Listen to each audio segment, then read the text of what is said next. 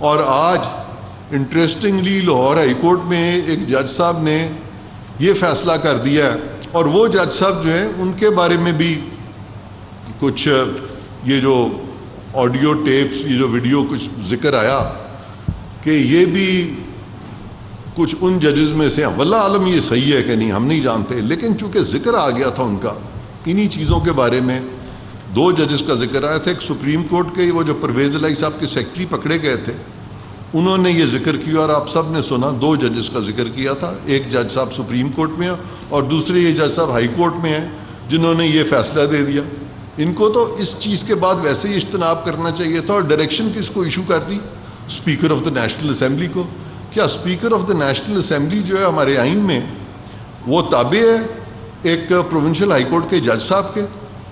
ہرگز تابع نہیں ہے۔ اور پھر speaker of the national assembly, آپ مجھے سب بتائیں کہ کیا وہ جو پارٹی ہے، جو استعفوں والی پارٹی ہے، انہوں نے نہیں کہا تھا کہ انہوں نے استعفے دیے؟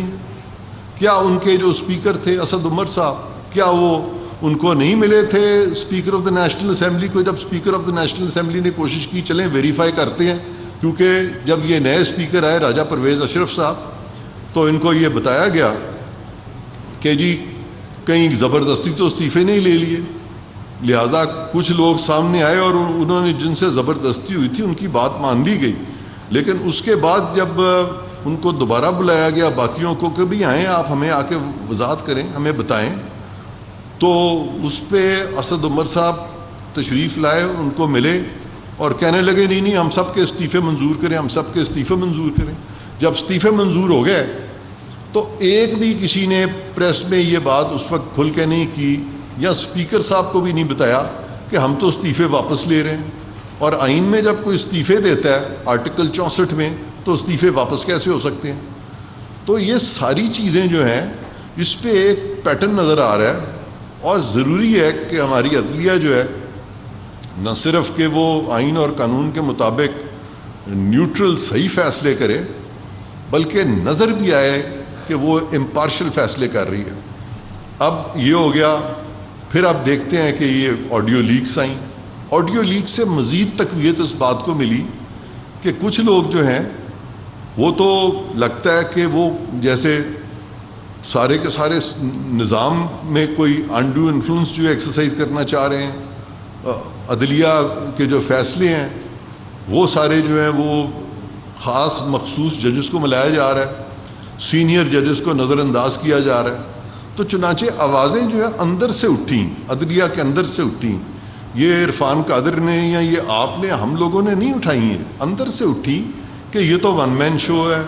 پھر عدالتی فیصلے ہوئے کہ چیف جسٹس جب بینچ کانسٹیٹیوٹ کریں تو سب مل کے کریں، تاکہ اور ججز کو کس طرح سے شامل کرنا ہے، یہ سارے عدالتی فیصلے ہوئے، ان عدالتی فیصلوں کو بھی وائلیٹ کیا گیا۔ ان حالات میں دو بہت اہم قوانین آئے، بہت اہم پیش رفت ہوئی، پارلیمان نے یہ قوانین کا نفاذ کیا۔ پہلا قانون یہ تھا کہ جب پارلیمان نے دیکھا کہ سپریم کورٹ کے اندر سے آوازیں اٹھ رہی ہیں کہ چیف جسٹس صاحب اپنی مرضی کے بینچز بنا رہے ہیں، تو پارلیمان کی خواہش ہوئی اور بالکل صحیح انہوں نے سپریم کورٹ کا ساتھ دیا، وہ سپریم کورٹ کے ساتھ پارلیمان کھڑی ہو گئی۔ انہوں نے کہا کہ یہ جو پہلے 3 سینئر موسٹ ججز ہیں وہ مل کے فیصلہ کریں گے کہ بینچز کیسے بنیں گے اور کیسز کس طرح سے یہ 184(3) کے جو ہیں ان کو ٹیک اپ کیا جائے گا یا کس طرح سے ان کو ایڈمٹ کیا جائے گا۔ یہ ساری باتیں اس قانون میں آ گئیں، اور ساتھ ہی انہوں نے کہا کہ 184(3) میں یہ جو اپیل پرووائڈڈ نہیں ہے، وہاں پہ ایک اپیل پرووائڈ کر دی گئی کہ غالباً